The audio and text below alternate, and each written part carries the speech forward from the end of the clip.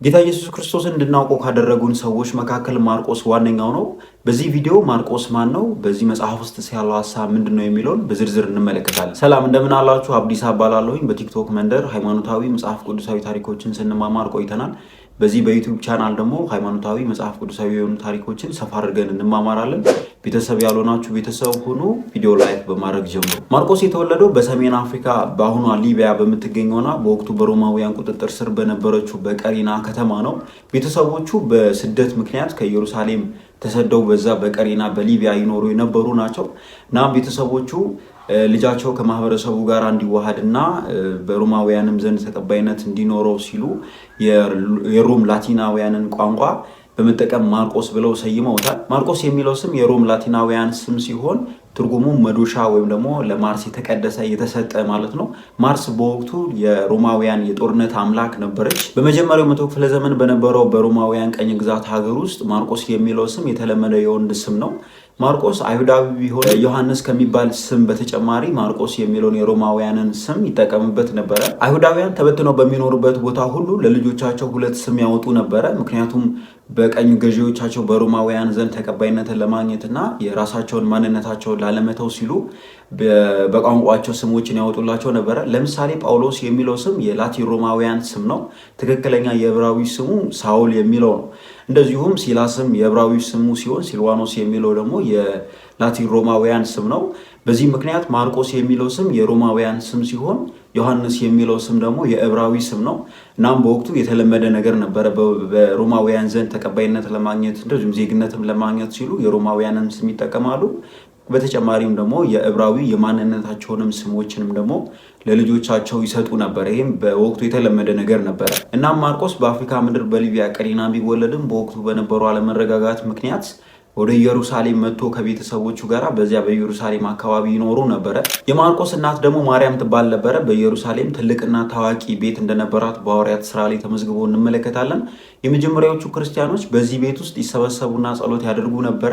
በትውፊትም የመጀመሪያው ቤተክርስቲያን ተብሎ የሚታወቀው ይህ የማርቆስ እናት የማርያም ቤት ነው። የሐዋርያው ቅዱስ ጳውሎስ የጉዞ አጋዥና ረዳት የነበረው በርናባስ ደግሞ የማርቆስ የአክስት ልጅ ነው።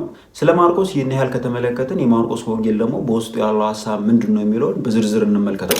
የማርቆስ ወንጌል የኢየሱስ ክርስቶስ የሕይወት ዘገባዎች ውስጥ መካከል ዋነኛው ነው። ማርቆስ ከ12ቱ ሐዋርያት አይመደብም። ነገር ግን የጳውሎስ የአገልግሎት አጋዥና የጴጥሮስ የቅርብ ሰው ነበረ። ፔፒስ የተባለ የታሪክ አዋቂ ደግሞ የማርቆስ ወንጌል የተጻፈው ማርቆስ ወንጌሉን የጻፈው ከጴጥሮስ የዓይን ምስክርነት ሰብስቦ በጥንቃቄ እንደጻፈው ይናገራል። ማርቆስ ወንጌሉን የጻፈው ከኢየሩሳሌም ውጭ ለነበሩ ክርስቲያኖች ነው። ወንጌሉንም ሲጀምር የእግዚአብሔር ልጅ የኢየሱስ ክርስቶስ ወንጌል ብሎ ነው። ስለዚህ የዚህ ወንጌል ዓላማ ኢየሱስ ክርስቶስ የእግዚአብሔር ልጅ እንደሆነ ለማስገንዘብ ነው።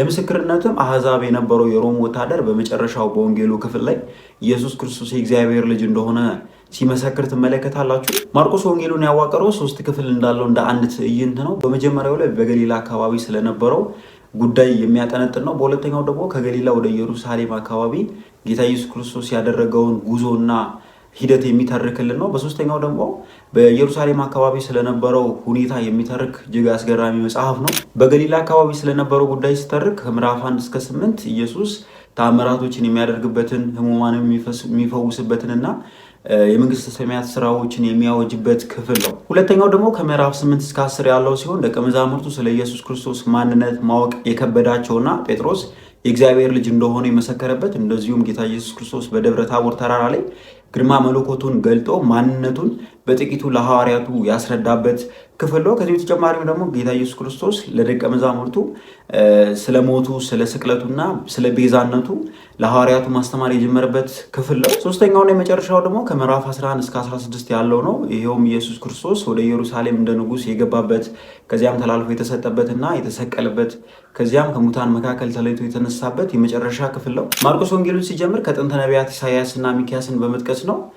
እነዚህ ነቢያት እግዚአብሔር ራሱ ተገልጦ ዓለምን ለሚያድንበት ለዚያ ጊዜ መንገድ የሚጠርግና ሕዝብን የሚያዘጋጅ መልእክተኛ እንደሚልክ ተናግረው ነበረ። ታዲያ ማርቆስ በነቢያቱ የተነገረውና ይመጣል ተብሎ የተጠቆመው መልእክተኛ መጥምቀ መለኮት ዮሐንስ እንደሆነ ይጠቁማል። በዚህ መሰረት በነቢያቱ ተስፋ ውስጥ የነበረው እውነተኛው መሲህ ክርስቶስ እንደሆነ የሚገልጽ የኢየሱስ ክርስቶስ ተአምራቶች ከዚህ በኋላ በስፋት ተቀምጠው እንመለከታለን። በአይሁዳውያን ዘንድም እግዚአብሔር ብቻ የሚያደርገውንና ማንም ሰው የማያደርገውን ኃጢአት ማስተስረይን ኢየሱስ ክርስቶስ ሲከውነው ትመለከታላችሁ። በዚህ መሰረት ማርቆስ ኢየሱስ ክርስቶስ እውነተኛ መሲህ መሆኑን ከተአምራቶች ጋር እያገናኘ አስቀምጧል። ይሄ በሕዝቡ ዘንድ የተፈጠረው ግራ መጋባትና ኢየሱስ ማን ነው የሚለው ጥያቄ ወደ ሁለተኛው ምዕራፍ ያሸጋግረናል። ጌታ ኢየሱስ ክርስቶስ ደቀ መዛሙርቱን ሰብስቦ ሰዎች ስለሱ ማንና ምን እንደሚሉ እንደዚሁም ደግሞ እነሱም ስለሱ ያላቸው አመለካከት ምን እንደሆነ በጠይቃቸው ጊዜ ጴጥሮስ እሱ የእግዚአብሔር ልጅ እንደሆነ በነገረው ጊዜ በጴጥሮስ አረዳድ ኢየሱስ እስራኤላውያንን ከሮማውያን አገዛዝ ነፃ የሚያወጣ ወታደራዊ ንጉሥ እንደሆነ ነበረ። ነገር ግን በኢየሱስ አረዳድ መሲህነቱ ነፍሱን ለሰዎች አሳልፎ የሚሰጥና የሚሞት ብሎም የእግዚአብሔርን መንግስት የሚመሰርት ነው። በዚህ ምክንያት ሰዎች ስለሱ ያላቸው አመለካከት የተዛባ በመሆኑ ከተአምራቶች በኋላ ለማንም እንዳይናገሩ በጥንቃቄ ሲነግራቸው እንመለከታለን። የመጨረሻው ምዕራፍ ደግሞ ጌታ ኢየሱስ ክርስቶስ ወደ ኢየሩሳሌም መጥቶ መሲህነቱ እንዴት እንደሆነ የገለጠበትን ምዕራፍ የሚያትት ነው።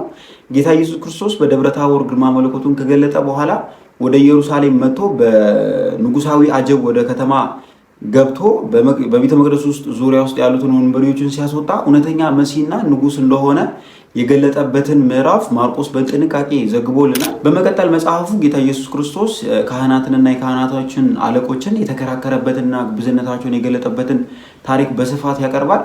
በመቀጠል ኢየሱስ ክርስቶስ በአይሁዳውያን አለቆች ሴራ እንዴት እንደተጠለፈና ለሞት እንደበቃ ቀጥሎም ከሙታን መካከል እንዴት እንደተነሳ ሀተታዎችን ሳያበዛ ድርጊታዊ ነገሮች ላይ ብቻ አተኩሮ መጽሐፉን ይደመድማል። ለዛሬ በዚህ እናብቃና በቀጣይ ሃይማኖታዊ መጽሐፍ ቅዱሳዊ ታሪኮች እንድንገናኝ ቻናሉን ሰብስክራይብ አድርጉ። ለሌሎች እንዲደርስ ደግሞ ላይክ፣ ሼር ማድረጉን እንዳትረሱ።